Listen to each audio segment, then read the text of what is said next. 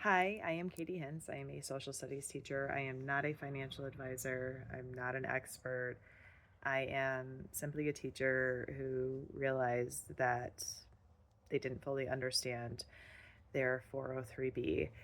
I, upon realizing that, wanted to learn everything I could about the teacher retirement system, about our teacher retirement plans, and I'm attempting to document that process so that I can hopefully be helpful to other teachers like me who maybe never closely looked at their 403B before.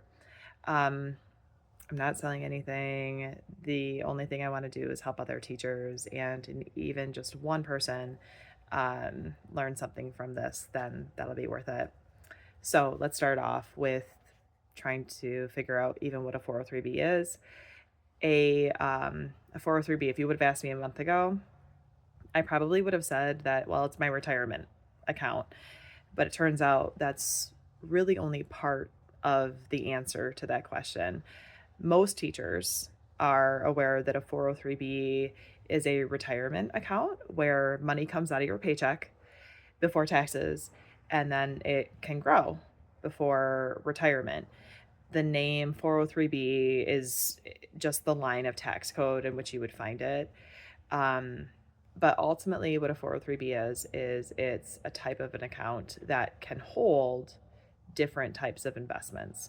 So I think an easy analogy for this would to think of a 403B as a garage. So the 403B is like the shelter, right? That's why we call it a tax shelter. It's the outside, it's a garage. But what's really important, or more important, is what you're putting inside of that garage. And those are the individual investments that you would be parking inside of that 403B, inside that garage. You could have mutual funds, annuities, but what makes that confusing is that different vendors have different things they're selling or trying to get you to invest in, and they all have different fee structures, which is why, like, if you ask a teacher, do you have a 403B? Most of us would be like, well, yeah, of course I have a 403B. But all you're asking them is, like, do you have a garage? You're not really getting to the nitty gritty of what those investments are.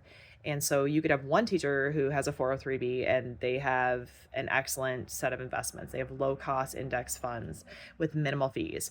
And then you could have a second teacher who also has a 403B, but they have a variable annuity with insurance charges and all of these other hidden fees, surrender fees, where companies are trying to prevent teachers from being able to liquidate that money. Like it's a whole spectrum.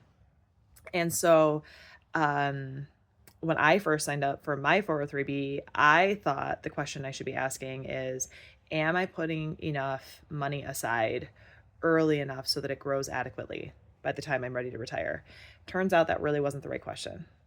The question or questions that I should have been asking is, what is inside of that garage, right? What am I invested in? What investments do I have? What are the fee structures associated with that? Who's getting paid for my investment? And for me personally, um, my 403B is in a variable annuity. And in my next video, I'm going to try to explain what that is. So I will finish this with saying that not all 403Bs are bad, right? It's just a garage. So really what you want to figure out is what's inside of that garage.